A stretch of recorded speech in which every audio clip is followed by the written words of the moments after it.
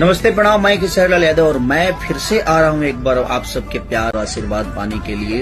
वर्धमान में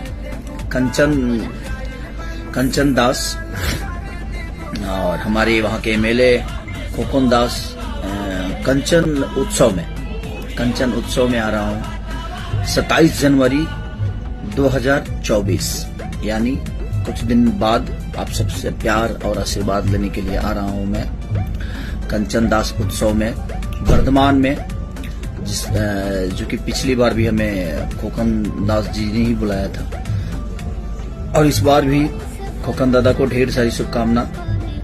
तो मैं आ रहा हूं, आप भी आइए और अपना प्यार आशीर्वाद दीजिए। Thank you. आशीर्वाद पाने के लिए वर्धमान में कंचन दास और हमारे वहां के एमएलए खोकन दास कंचन